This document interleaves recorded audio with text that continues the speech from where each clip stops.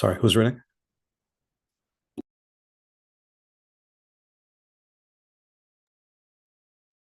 السلام عليكم.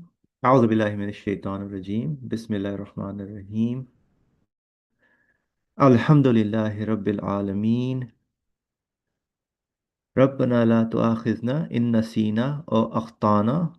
ربنا ولا تحمل علينا إسرا كما حملته على الذين من قبلنا. ربنا ولا تحملنا ما لا طاقة لنا به. واعف عنا واغفر لنا وارحمنا. أنت مولانا فانصرنا على القوم الكافرين. ولا حول ولا قوة إلا بالله العلي العظيم. وصلى اللهم على محمد وعلى آله وصحبه أجمعين والحمد لله رب العالمين. All right, so he'll take it away with the 20-second flash, inshallah. Assalamu alaikum. We're starting the 20-second flash online. You can find it on page 223. 20-second flash. In his name be he glorified. This highly confidential short treatise, which I wrote 22 years ago, and specifically for my closest and most select and sincere brothers while in the village of Barla, in the province of Isparta. I am dedicating to Isparta's just governor, judiciary, and police. This is because of the concern shown by the people and the authorities of Isparta. If appropriate, several copies should be written by typewriter in either the old or new letters, so that those who have been holding me under surveillance and searching out my secrets these 25 years may know that I have no hidden secrets whatsoever. They should know that my most hidden secret is this treatise. So 3 indications. Okay.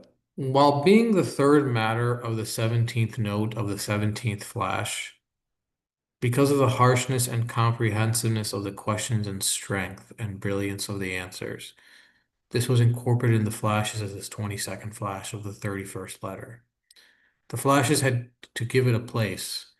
It is it is confidential and special to my most select, sincere, and loyal brothers. In the name of God, the merciful, the compassionate. And if anyone puts his trust in God, sufficient is God for him, for God will surely accomplish his purpose. Verily, for all things has God appointed a due proportion. Chapter 65, verse 3. I don't know if some of you wanted to bring up the verse before we go on.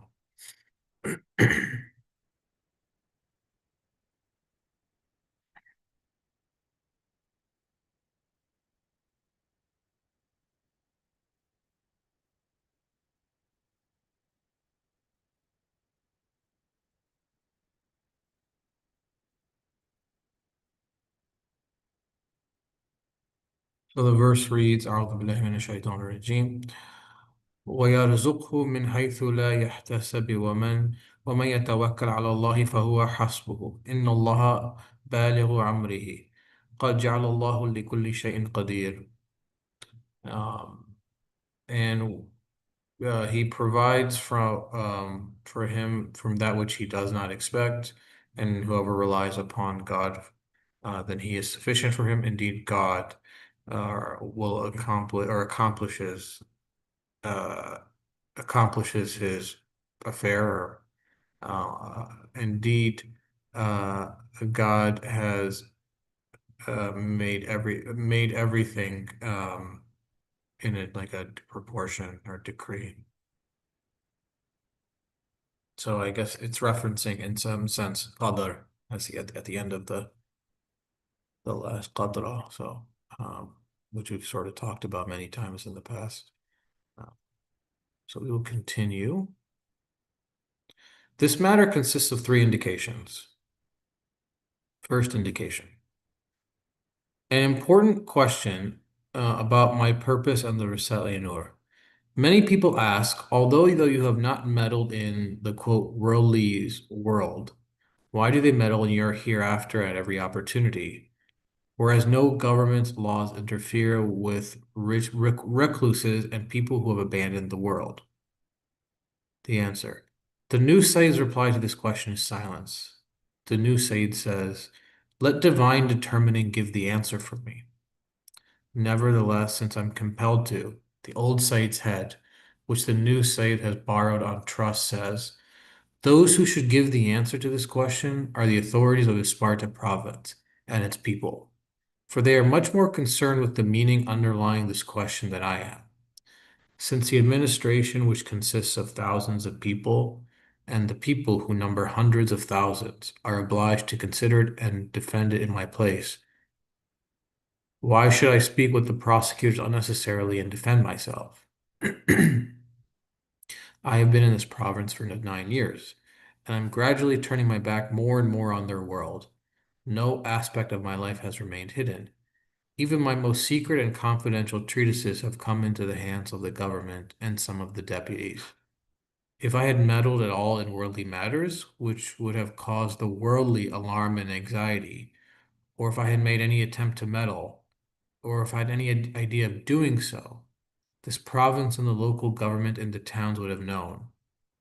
But although I've been under their scrutiny and surveillance for 9 years, and I too have not hesitated to divulge my secrets to those who have visited me, the authorities have remained silent and have not bothered me. If I had displayed any fault that could have been harmful to this country's happiness and future and to its people, over this 9 years, everyone from the governor to the village police chief would have been responsible. So to save themselves from such responsibility, they are obliged to defend me in the face of those who make molehills into mountains concerning me, and make the mountains into molehills, in which case I refer this question that to them to answer.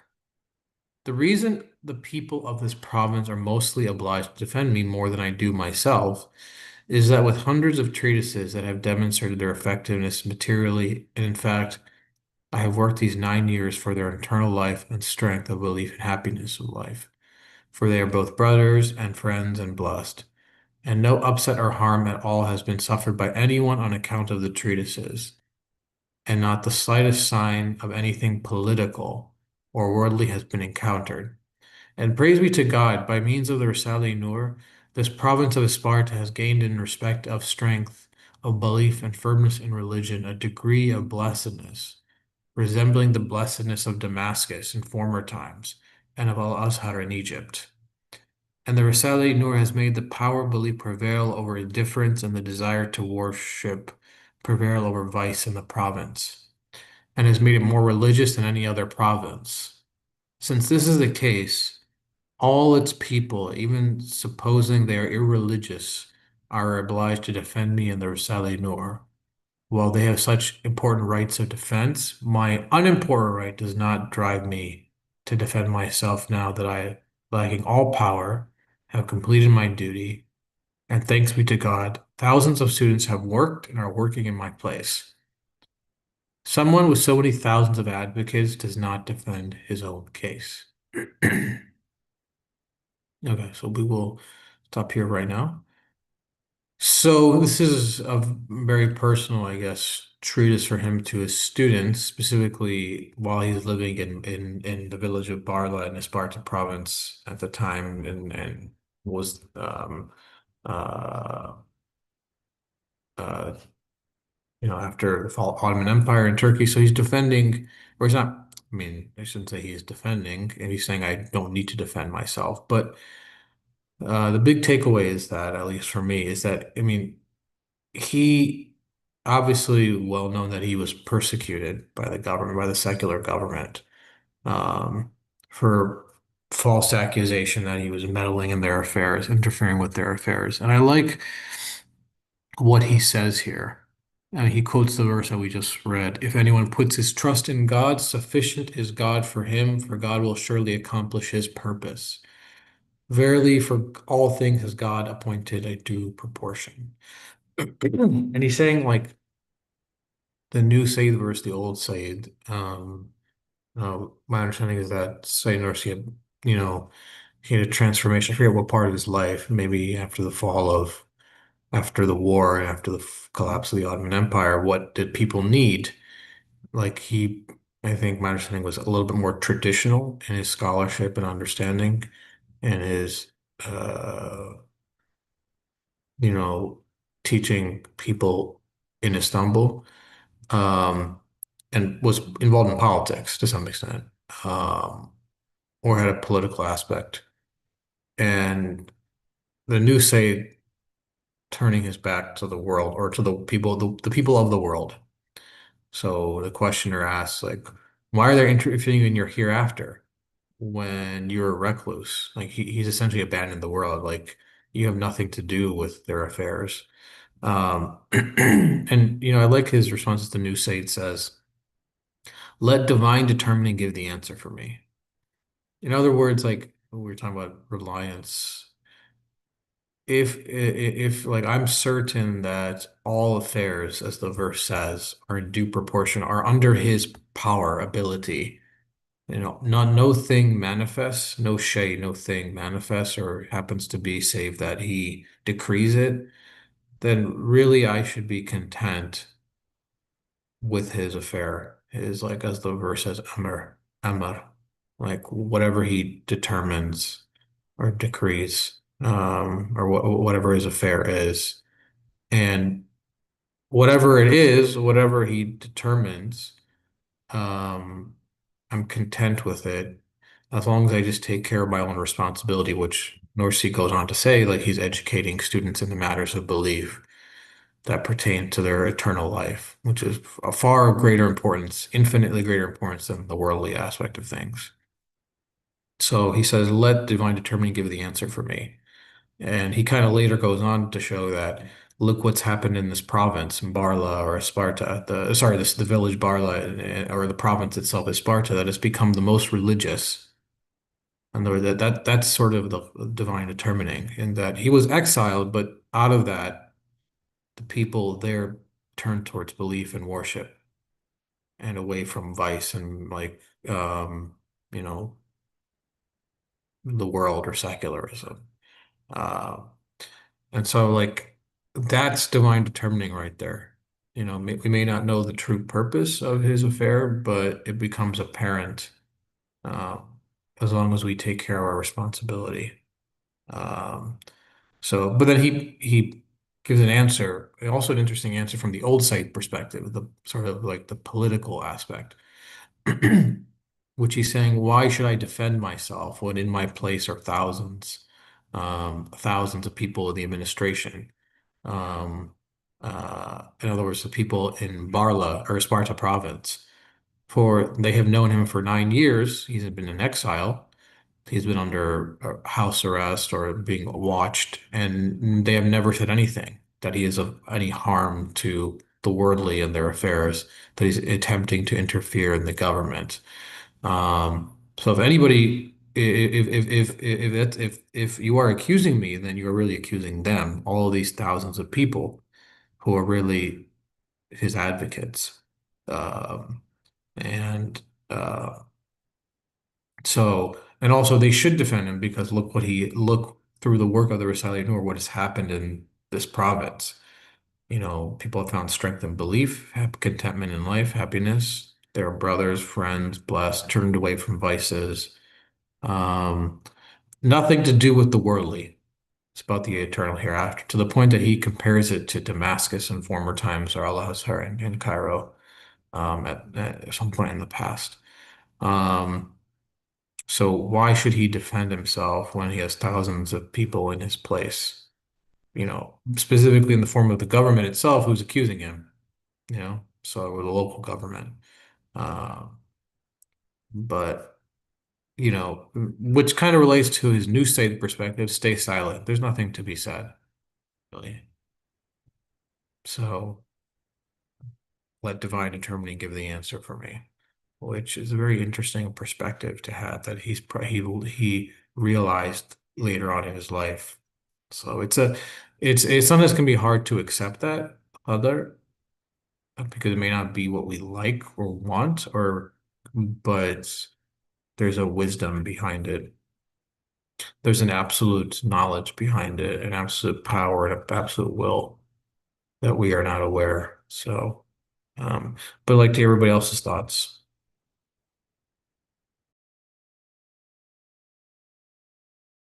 Yeah, I was thinking about politics in a way, right? How everybody's defending themselves in a way. That's what politics is, to keep talking about it. And then they don't let their whatever they're doing or something to speak for them. It or like in this case, I mean, his is a an interesting approach. I don't know, like what the background really is. Why would people even bother him? Although he may seem as a threat, but for what reasons? Because his work, whatever the treatises he's writing, right, is just the reality of what the life is. Yeah, there's life, there's death, and then you leave this world. So, I mean, of course, I mean, the way he's sharing it, that in terms of the big, just like how in the life of the Prophet Muhammad Sallallahu, for example, if he when he declared that, yeah, he came with a message, and pretty much many people who knew him, they say, impossible. How can a human being get this, make up this message or something, right? So that was like a prophetic kind of example. But in Nursi's case, basically, he's sharing the message, basically, whatever he can do in his work. And then he's being under surveillance just because the, I guess, the situation or the political atmosphere of that time, right? So that kind of influenced him in a way as well.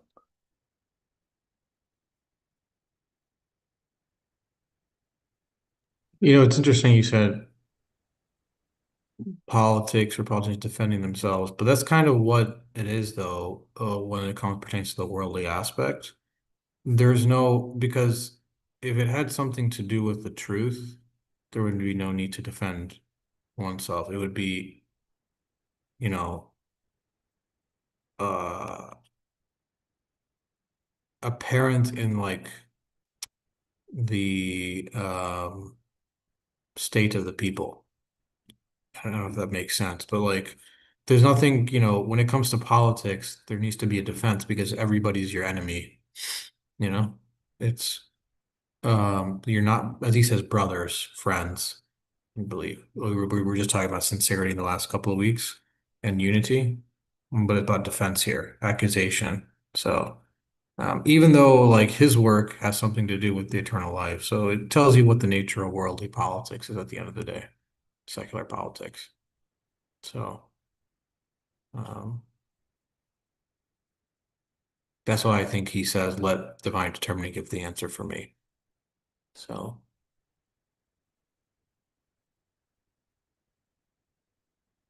any other thoughts on the matter?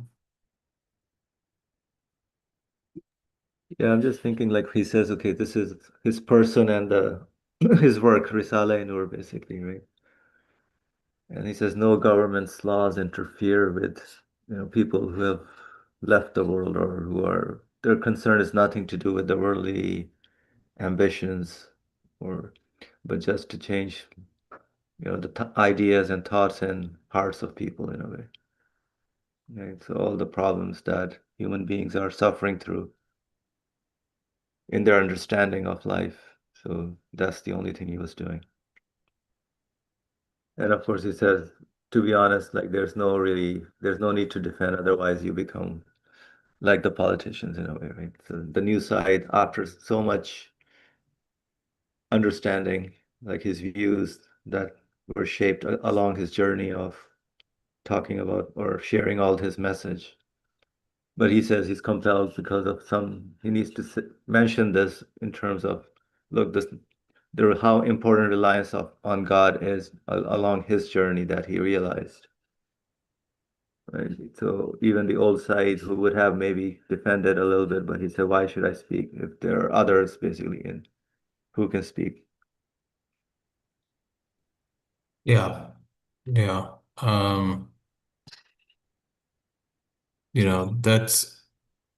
That's his politics now, I guess. Take care of his duty, you know.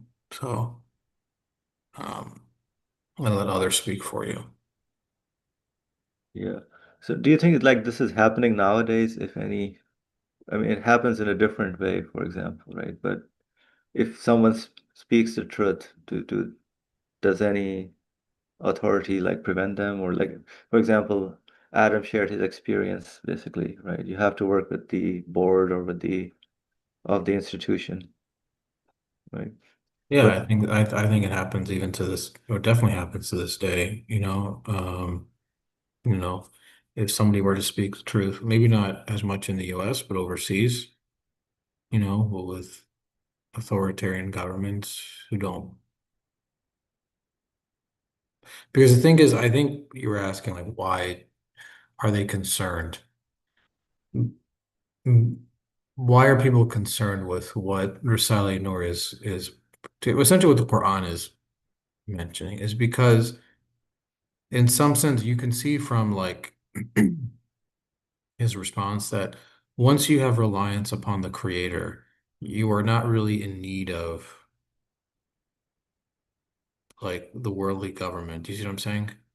You know, it's a different view of the world, and that's problematic, you know, especially if you have a group of people or it becomes sort of a, you know, that's the prophetic experience, and that his message was problematic for tribal society, um, because it affects, you know, power, people's authority at the end of the day. Um, and especially if it becomes a large enough movement. I think that's the issue here, is that belief is so powerful that it can change society, as it shows, as he shows in Sparta province. So, um, but it's interesting. I think his response as a new Sayyid is probably, you know, I agree with it actually because the like his he does give an old Sayyid response, but even then he says like I'm not going to even try to defend myself because what's the point when there are others who can defend it for me? Like my concern is not this. My concern is the hereafter and the hereafter of other people, you know. So, um, and however, whatever he determines, I'm content with. So, um, I think that's a very nice perspective to have. that's any situation one is in, basically, that has been decreed for him, basically. Correct. Yeah. That Yeah. they cannot change. If they can change, they should do it, basically. Right. That's why he quotes those verses, basically, in a way that, very verily for all things has God appointed a due, a portion. Yeah. So And the truth, basically, whatever his message, whatever God's purpose, right? His purpose means God's purpose, right? yeah, Hummer, like his affair. And I think that's the key thing is that um, you know, it's very, very creator centric. I mean, the verse, if you go back to the verse, um, you know, Allah is mentioned three times in that verse. So um I think it sort of points gives it a emphasis that it's about relationship to your creator, to your Lord, um, reliance upon him. So, in other words, like I think Dorsey's taken from this verse, like, why do I need to defend myself when I have taken him as my to be like my put my trust in him alone, you know?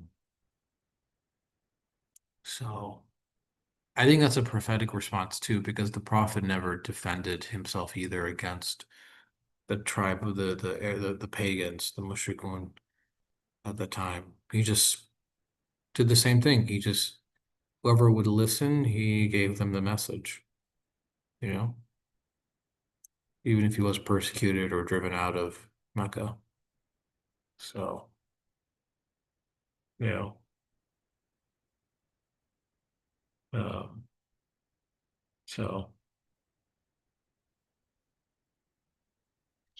Yeah, inshallah. any So, other thoughts? We can go on to the second. inshallah, let's go do that. Yeah. Okay. Second indication. The answer to a critical question. The worldly ask, why are you angry with us? You have not made application to us even once and are silent. You complain about us bitterly, saying that we are unjust towards you. But we have our principles. We have our particular rules as demanded by the times, and you do not accept that they should be applied to you. Sorry, one second.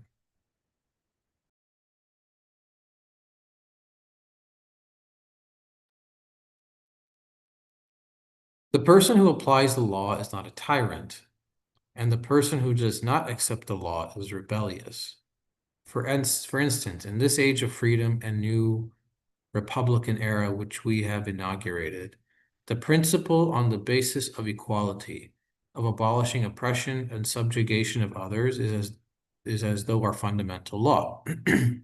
However, it is understood from your open behavior and adventurous life in the former period that whether by assuming the position of Hoja or if being an ascetic, you try to draw the public gaze on yourself and attract attention, so to secure a power and social position outside the government's influence. This may appear desirable within, according to current terminology, the despotic tyranny of the bourgeoisie.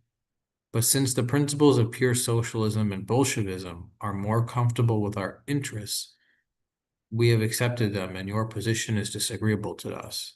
It opposes our principles. For this reason, you do not have the right to complain about or be angry at the distress we cause you. The answer. If someone who opens up a new way of life in a new way in the life of human society does not act in conformity with the natural laws in force in the universe, he cannot be successful in beneficial works and in progress. All his acts come to serve the interests of evil and destruction. Since actions have to be in conformity with the natural laws, absolute equality can be applied only by changing human nature and removing the fundamental wisdom in the mankind's creation. Let me read that again. Absolute equality can be applied only by changing human nature and removing the fundamental wisdom in the mankind's creation. Yes, by birth and the way I have lived, I am from the class of common people. I am one of those who by temperament and intellectually have accepted the way of equality of rights. And due to compassion and the justice proceeding from Islam, I'm a person who for a long time has opposed and works against the despotism and oppression of the elite class called the bourgeoisie. I therefore support total justice with all my strength and oppose tyranny, oppression, arbitrary power, and despotism.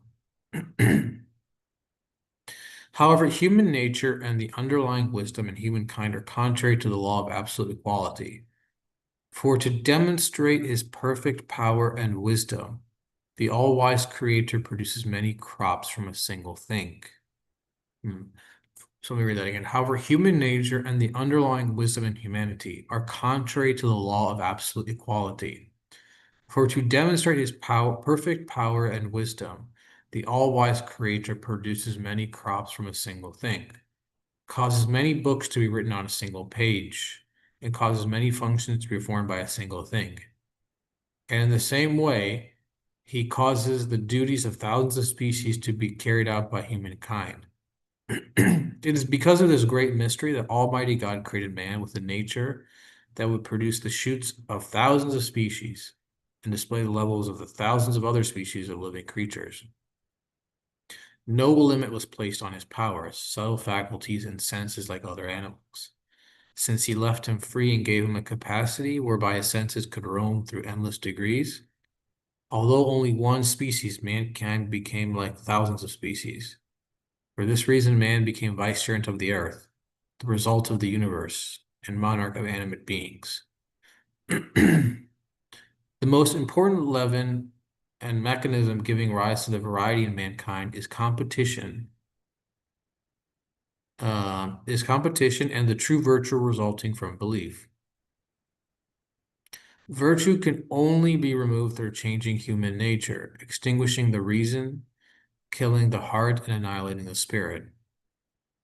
Yes, this age with its awesome tyranny under the veil of freedom deserves to be struck in the face with the following masterly lines, which written by a most important person,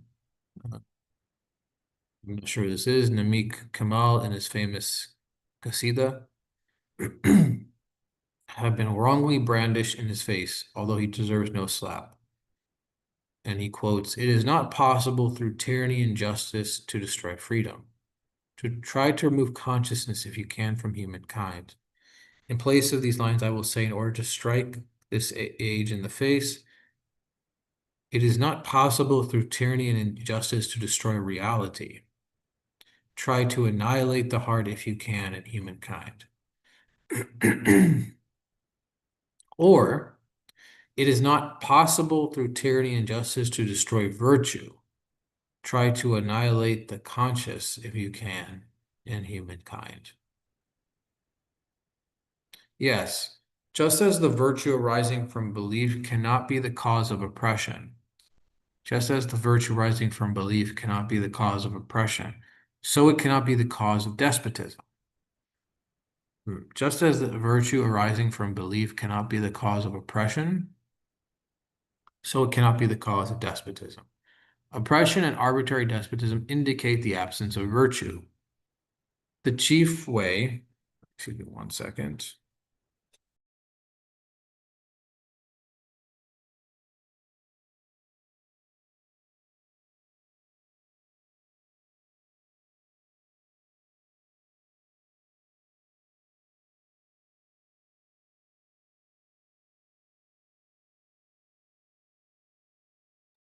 Um, awesome. Can you actually pick up the reading for a second? Inshallah, sure.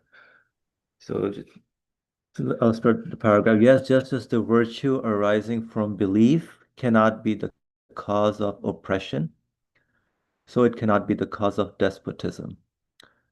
Oppression and arbitrary despotism indicate the absence of virtue. The chief way the people of virtue, in particular, interfere in the life of society is through impotence, poverty, and humility. All praise be to God. My life has passed on this way and is passing on it. I do not claim this out of pride, saying that I possess some virtue. I say the following as thanks and to make known a divine bounty. Let me read this middle paragraph sentence. The chief way of people of virtue, in particular, interfere in the life of society is through impotence, poverty, and humility. I think that's the core message I think the author is sharing here in this. Right. So, through his grace and munificence, Almighty God bestowed on me the virtue of working for the sciences of belief and the Quran. All praise be to God. Throughout my life, I have spent this divine bounty for the benefit and happiness of this Muslim nation, and just as at no time have I used it to dominate and oppress people. So, for an important reason, I detest public attention and being feted by people. That's like rejoiced or given right, by people, which is sought after by the neglectful, like taking credit that I did something, or that goes into one's being in a way that I'm something. I flee from it. 20 years of my former life were lost because of it. Whoa, 20 years of my former life were lost because of it, so I look on it as harmful for me. But since I know that public attention is a sign that the people like the Risale Nur, I do not put them off. So people who like the Risale Nur, I do not put those people off, right? I do not put them off. O you whose view is restricted to the life of this world. In no way have I meddled in your world, nor have I had anything to do with your principles. Nor, as is testified to by my life these 9 years of captivity, have I had any intention or desire to meddle in the world again. So according to that To what law have you inflicted all this surveillance and oppression on me, as though I were an old oppressor who was ever ready to seize an opportunity and supported the idea of tyranny and despotism? No government in the world permits such treatment over and above the law, nor is it recommended by anyone. It is not only me who is sick of the ill treatment I have had meted out to me so far. If they knew of it, all mankind would be disgusted, and even the universe. All right. So in the second indication, it does make quite a few good points from what I see. Talks about human nature a lot, like what the human nature is. So someone who opens up in a new way in the life of human society does not act in conformity with natural laws, the forces of nature.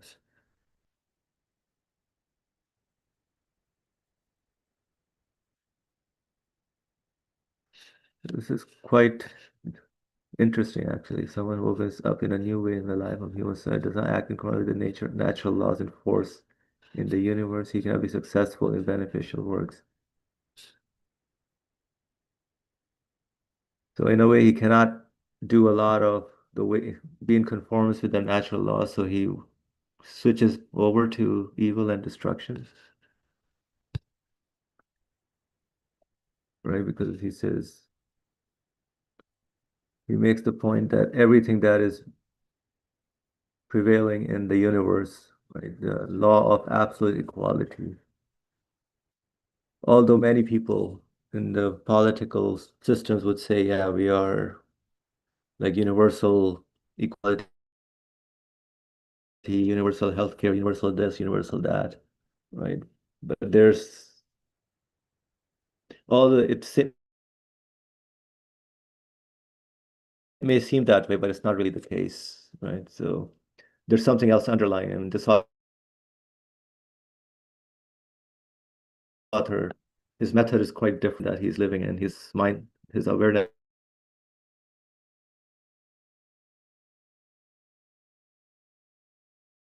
is very at a different level. I think you should be here. All right, so he makes this point about the perfect power and wisdom that is prevalent in the universe, and then whatever we are doing, we're pretty much destroying the balance and equality and harmony. And if you're not aware of what we are doing, in a way, um,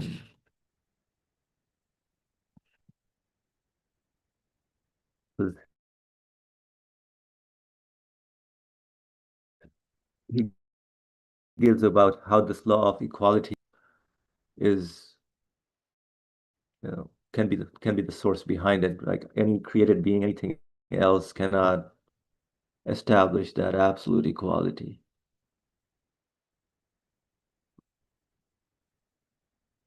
Right. So, and that's why he says man can become the vicegerent of the earth, the result of the universe. Right. If he acknowledges that.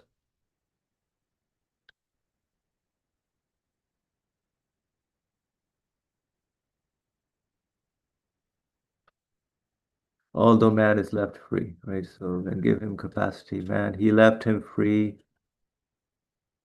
So talking about man, gave him a capacity whereby his senses could roam through endless degrees. So all the senses roam through endless degrees, although only one species, mankind became like thousands of species.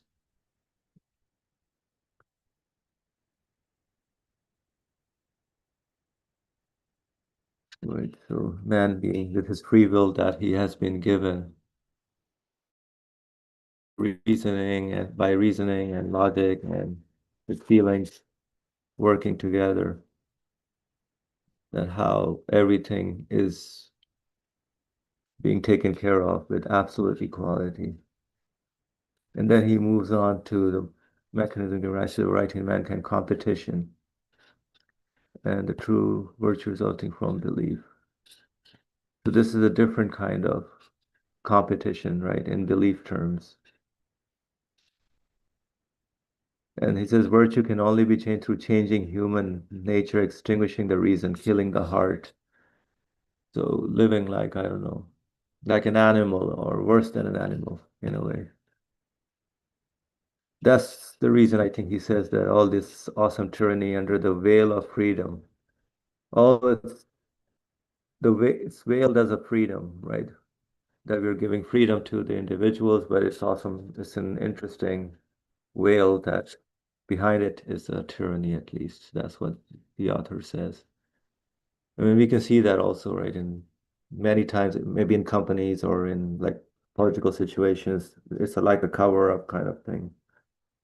Behind it, there's something, some agenda behind it in many things that, right? I mean, that I don't know how, like, this is a like a serious problem in society right now, right? The whole virtuousness of an individual,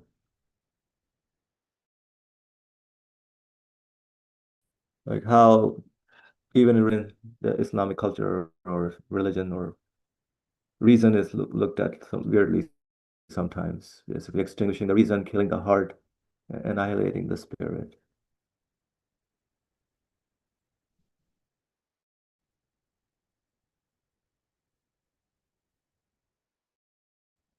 And then he basically gives some poetry from some person, basically, because somebody else also kind of recognized what is going on and this how the human virtue is being lost or even destroyed.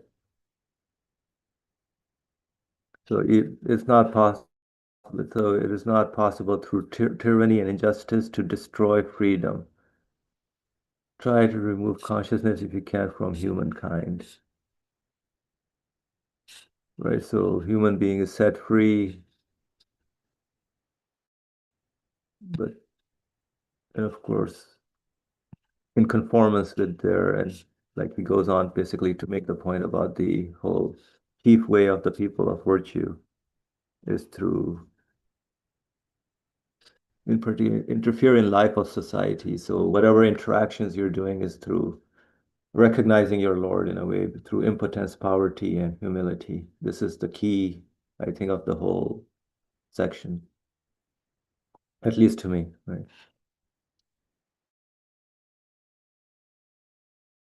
I mean, if you guys have comments on it, basically. And then he says, of course, everybody should work on their own impotence, poverty, and humility to be basically establish the virtue of people of belief. Otherwise, it's no longer, there's some problem with the people, like the belief aspect, one would say. Re the view restricted. So this is all a worldview of how you live in this world, right? View of the life of this world.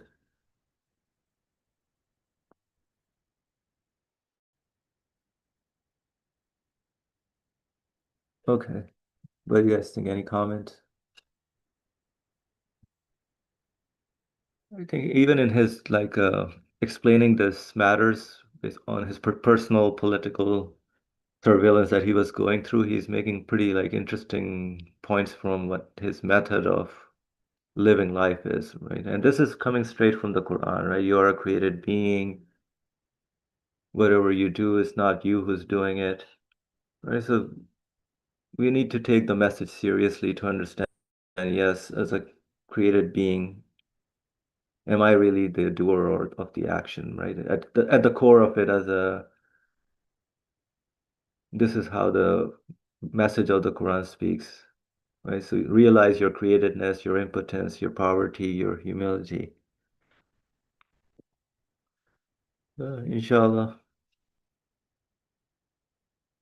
Shubis, what do you think, Suhail?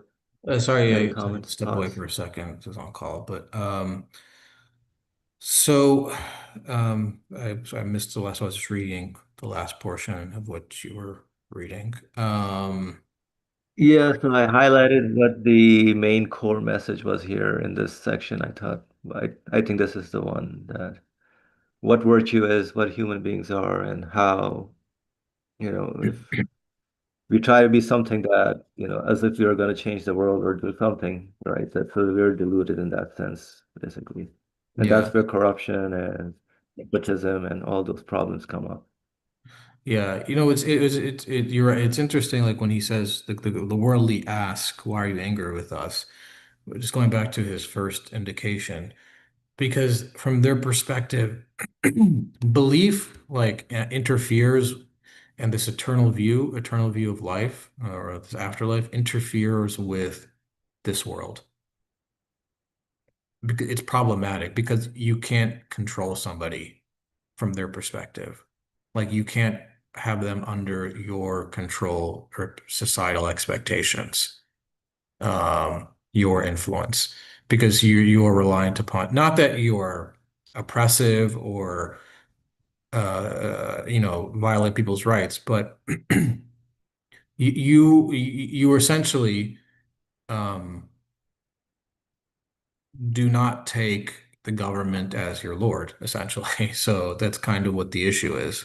So they think he's a competitor, whereas they completely miss the point because everything from the perspective of secular politics, from worldly view of life, is in competition. Like as Norse talks elsewhere, everything is in mutual, uh, instead of mutual cooperation, they see things as in conflict with one another. Everything's in conflict. Um, you know, um, they talk about secular principles like socialism and Bolshevism that essentially are fundamentally secular at the end of the day, and apparently seem good because about people being equal. So what's your problem here? And he's saying your secular principles are in conflict with human values or how man is created. Um, in other words, he's not in disagreement that oppression is no place in society. That is not how man is created to oppress another person, against tyranny, arbitrary power, what makes somebody more right to have power over others to oppress them doesn't make any sense. And he says, because, I understand this because I'm from the common people. I've lived a common life.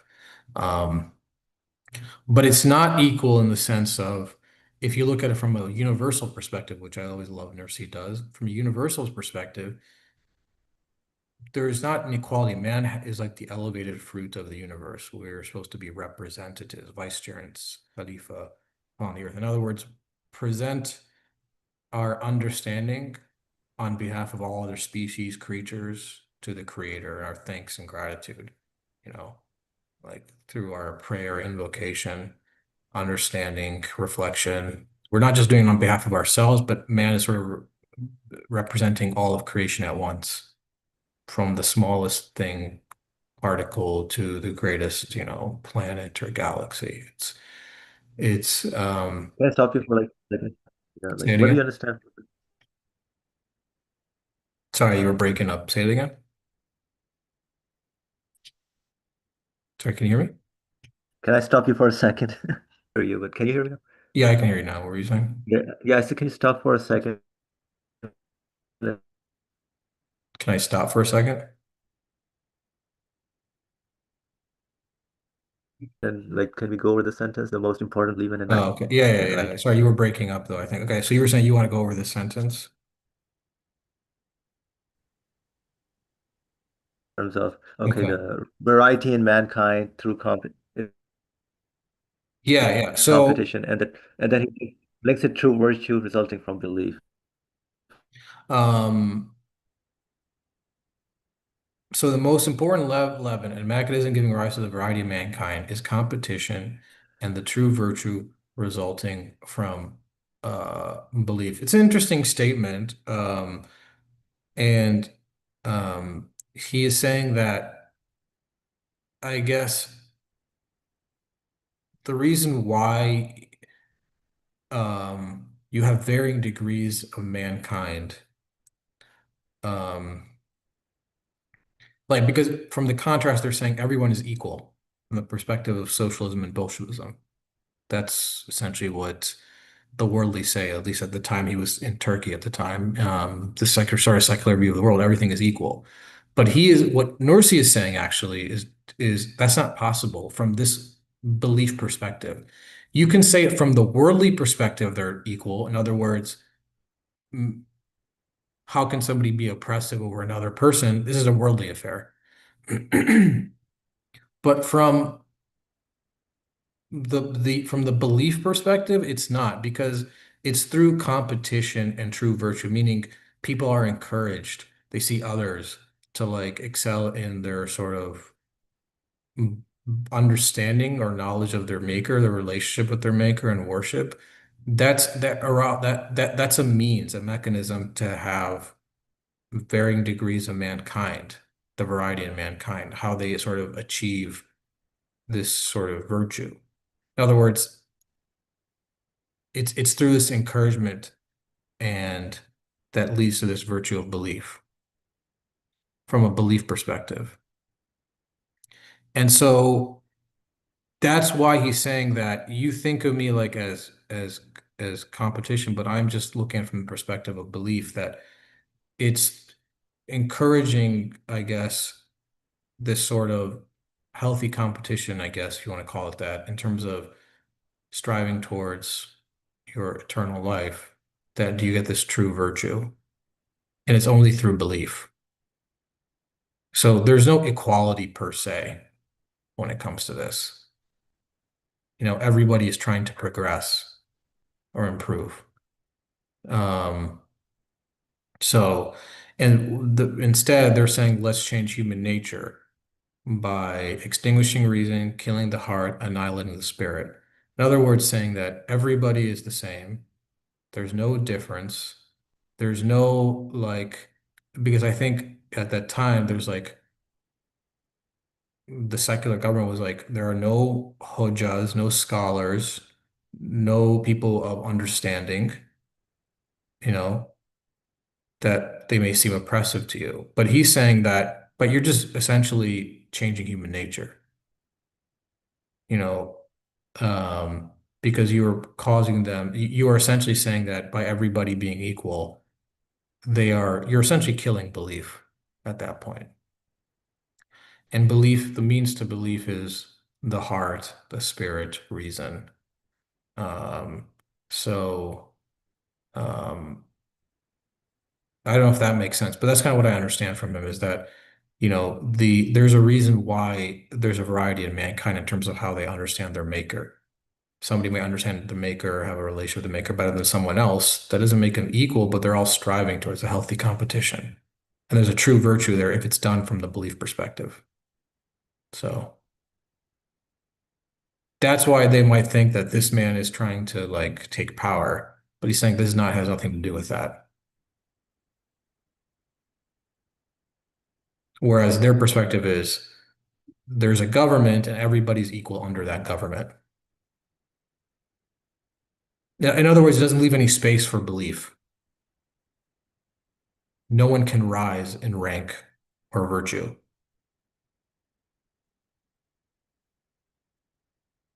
I So don't know if that's what the socialism and Bolshevism is. yeah, I mean, saying essentially any secular philosophy.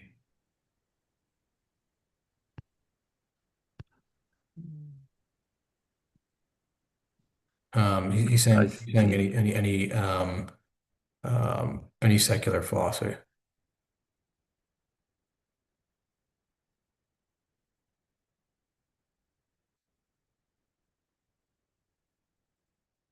So yeah, but it's like from a secular perspective, there is no sort of the only healthy competitions perspective, at least, well, he's not talking about from capitalism perspective, but from socialism and Bolshevism perspective, everybody's equal. So this idea that, hey, maybe there is a person like Nursi who is helping guide people towards this true virtue of belief, and people are progressing and improving, that can't be possible because everybody's the same. So who is this man who is sort of looks like who is becoming powerful? Do you see what I'm saying?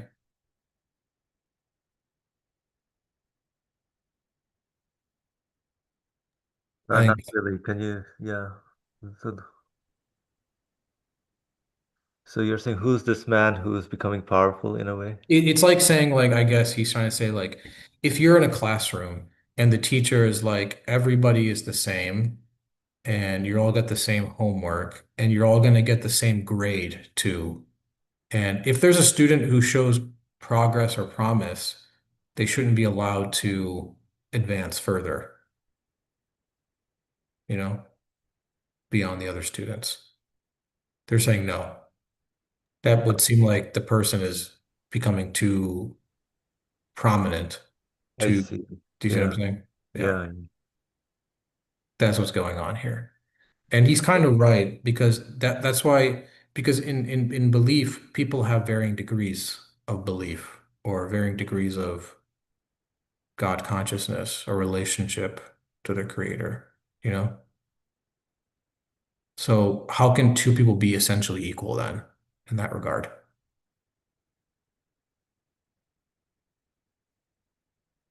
So, and what that's his contention.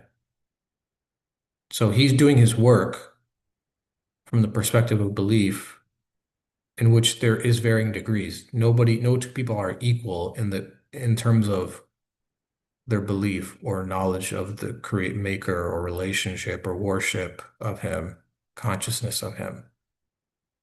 But they see that as a problem because they said they would say everyone is the same. So what are you doing?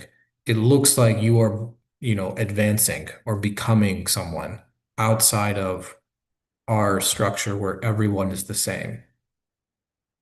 So they want to essentially kill belief, and when you kill belief, you're essentially killing the heart, the spirit, the reason, because that's essentially what mankind is made for, to believe and to worship.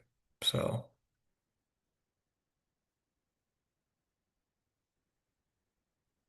I don't know if that made sense what I was trying to Yeah, say. yeah, that makes sense. It's a good perspective on the issue. Yeah.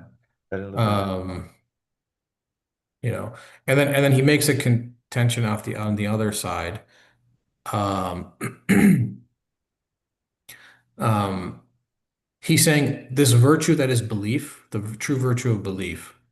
It's not the cause, even though there's a degrees or ranks of belief or a degree of competition and variety in mankind, it doesn't mean that there's going to be oppression and despotism. That's like counter to the virtue of belief.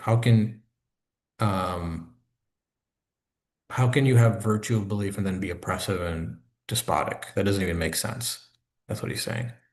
Um, Whereas he says the chief way the people of virtue in particular interfere in the life of society is through impotence, poverty, and humility. All praise be to God, my life has passed on this way and is passing on, and I do not claim this out of pride, saying that I possess some virtue. I say the following is thanks and to make known a divine bounty. Like he's saying, I guess what he's saying is that um, is to know that um, your place in this world is, as he says, impotence, poverty, and humility. In other words, man doesn't have any real power, doesn't have anything. He's only given, he's only a humble um, creature in front of his Lord, you know? So how can you be oppressive and be despotic or a tyrant? Like when you have nothing, you have no real power. That's the true virtue of belief. So in other words, actually virtue of belief leads you away from being the things that they're claiming that he would be, you know? Um, and then I think you read on the last two paragraphs about um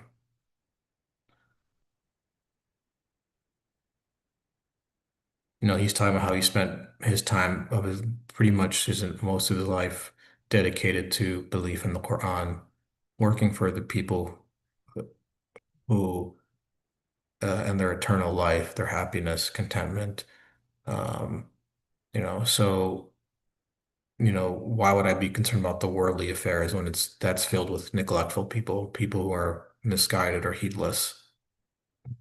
He says 20 years of my former life were lost because of it, because as he says, he was involved in politics, the old Said. So I look on it as harmful for me. Um, so Um, yeah. I mean, it essentially says like, how can I be involved in the world or interfere in your worldly matters when my virtue commands that I be the opposite, impotent, show poverty, humility towards the world, and know that I've been bestowed. So, and my work is pertained to the hereafter, not even to the world itself. So I don't even desire the worldly things. So, yeah, but that's kind of what I took away.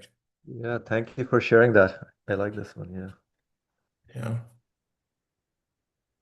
So I think that kind of really what I take away from this is like the true virtue of belief is that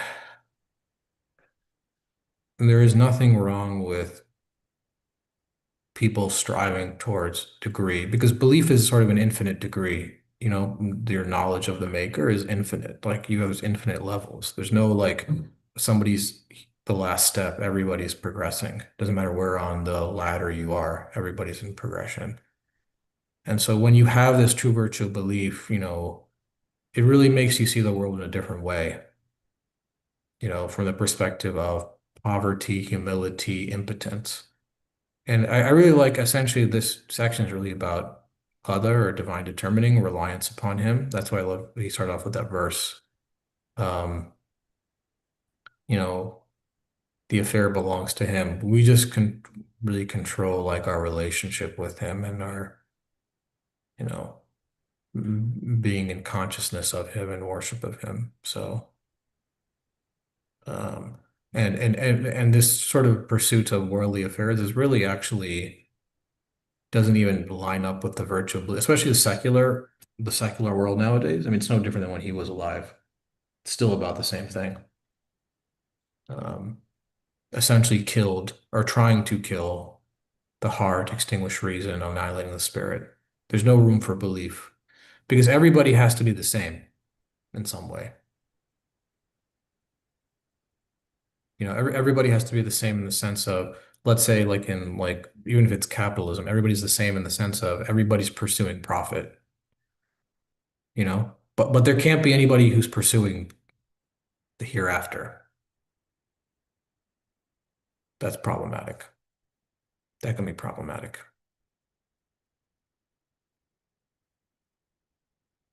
So, yeah.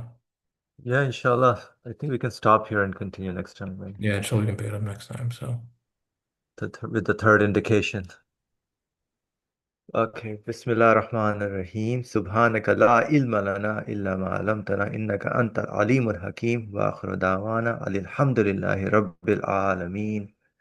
بحرمة سورة الفاتحة.